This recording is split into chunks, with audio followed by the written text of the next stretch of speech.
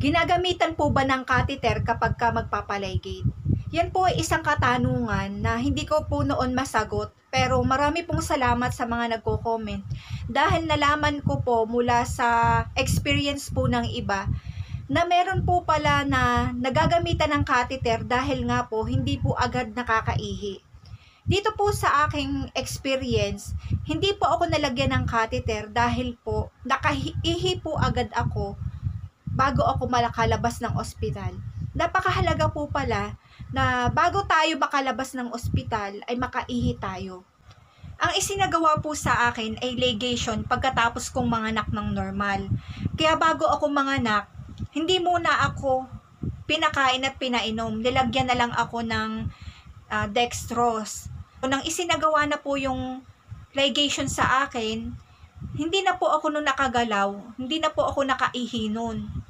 Kaya, yamang ang pumapasok na lang po sa aking katawan ay yung dextrose, di napakaunting liquid na lang. Kaya hindi na ako nun nakaramdam ng pag-ihi. Ngayon, dahil nga po ako ay nakadiaper, nahirapan po talaga akong makaihi. Kaya ang ginawa ko, inalis ko po yung diaper, yung pinakadikit.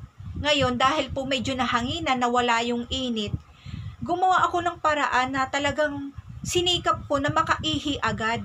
Pero ramdam ko talaga na naninigas na yung puson ko. Kaya ang tips ko po sa inyo para makaihi agad kayo, yung medyo papahanginan nyo yung inyong ibabang bahagi para makaramdam kayo ng konting lamig, yun, makakaihi na po kayo para hindi na kayo malagyan ng catheter. Kasi yun daw pong catheter ay talagang napakasakit daw po nun.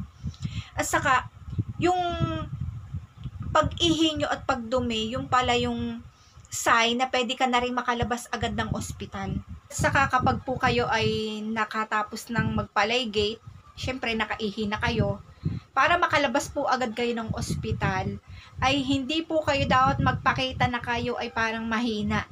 Ipakita nyo po doon sa mga nurse, sa doktor, na kayo po ay medyo nakakagalaw na. Kasi kung hindi po kayo ganun ang gagawin nyo, kung hindi po ganun yung gagawin nyo, at kayo po ay pahina-hina, naku, magtatagal po kayo sa ospital, malaki po yung inyong babayaran. Nako, kaya kailangan nyo pong magpakitang gilas sa ospital kahit parang medyo nakakaramdam po kayo ng sakit doon. Kaya yun po yung tips na ibinibigay ko sa inyo, dapat sikapin yung makaihi po agad kayo.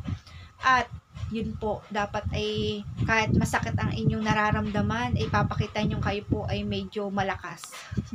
Makakalabas po agad kayo ng ospital, kaunti lang ang inyong babayaran. At sana po sa susunod po ay abangan nyo pa po yung iba ko pang vlog at sana nakatulong po ito sa inyo.